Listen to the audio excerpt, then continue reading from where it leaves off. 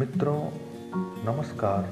आप सभी का हमारे YouTube चैनल आनंद कृष्णा में हार्दिक स्वागत है। मित्रों हमारे चैनल को सब्सक्राइब कर लें और साथ में बेल आइकन भी प्रेस कर लें ताकि आपको हमारा वीडियो नोटिफिकेशन सबसे पहले पहुंचे।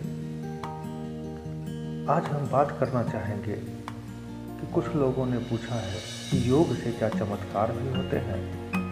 तो बिल्कुल योग से चमत्कार होते हैं, लेकिन योग की साधना की पराकाष्ठा पर जाने के बाद ही होते हैं। श्री नारायण जी ने अपने गुरु के विषय में कहा है कि उन दिनों हमारे गुरु अमरकंटक के पास कुछ समय के लिए ठहरे थे। अमरकंटक नर्मदा का उद्गम है और यह बहुत ही सुंदर स्थल है। स्वामी जी ने योग बल की परिभाषा समझाते हुए कहा, सब कुछ योग में ही समाहित है, सब कुछ ब्रह्म में ही है।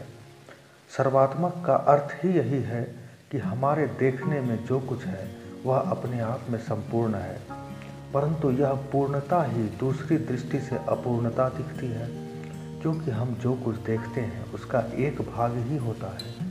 इसको जब हम संपूर्णता में समाविष्ट करते हैं तो देखी हुई वस्तु का विलीनीकरण हो जाता है। नारायण जी ने कहा कि मेरे गुरु ने अपने पास पड़े हुए छोटे से पत्थर के टुकड़े को उठा लिया और बोले, यह पत्थर का टुकड़ा है, यह दूसरे शब्दों में पत्थर है, पर अपने आप में यह पूर्ण है, क्योंकि इस पत्थर के टुकड़े की अपने आप में स्वतंत्र सत्ता है। इतना होने पर ही यह किसी प्रस्तर खंड का ही तो एक भाग है, और इस प्रकार यह पत्थर का टुकड़ा अपने आप में पूर्ण होते हुए भी अपूर्ण है। फिर गुरुदेव कहते हैं, यह पत्थर का टुकड़ा होते हुए भी पत्थर का टुकड़ा नहीं है, या मैं कहूँ कि कुछ और भी हो सकता है, पर पत्थर का टुकड़ा तो यह बिल्कुल नहीं है। और ऐसा कहते कहते उन्होंने नारायण जी को बुलाकर अपने से लगभग 8 फुट की दूरी पर खड़ा कर दिया, और उनके हाथ में वही पत्थर का टुकड़ा था जो हम सबने देखा था।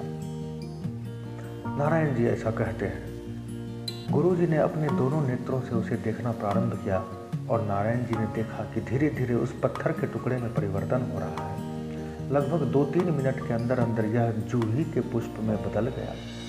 अब गुरुदेव ने व्याख्या करते हुए कहा कि पतंजलि अपने आप में बहुत सही है।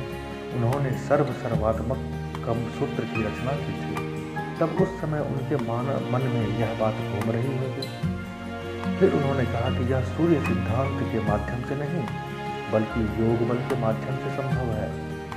यद्यपि निमिष बाबा, स्वामी लाहिड़ी महाशय आदि सूर्य सिद्धांत में निष्णात हैं, परंतु सूर्य किरणों के द्वारा पदार्थ परिवर्तन के लिए लेंस की आवश्यकता होती है। वह लेंस शीशे का बना हो सकता है या स्फटिक का भी हो सकता है, जो कि सूर्य रश्मियों को केंद्रीभूत कर सके और किसी भी वस्तु को मन के अनुसार उसको किसी भी रूप में बदल सके।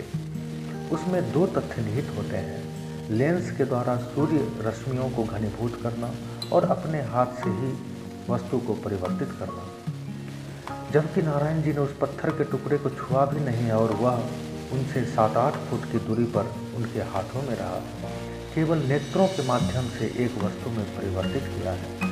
यह योग बल के माध्यम से ही संभव है। फिर उन्होंने योग बल की व्याख्या करते हुए कहा, बाहर विश्व में जो सूर्य दिखाई दे रहा है उससे करोड़ों गुना तेज और ताप लेकर एक सूर्य हमारे अंदर भी निहित है, मगर उसका तेजस और ताप बिखरा हुआ है।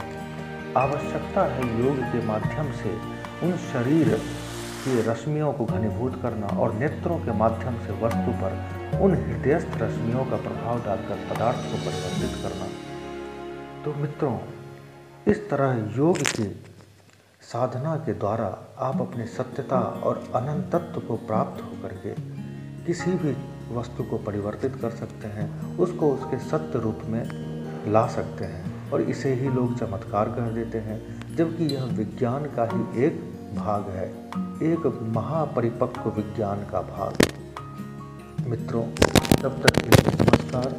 हमारा वीडियो पसंद आए तो इसे लाइक करें और शेयर भी करें, क्योंकि हम आपके लिए अध्यात्म से, सामाजिक ज्ञान से संबंधित वीडियो और कुछ छोटी छोटी फिल्में भी कभी कभी लाया करते हैं।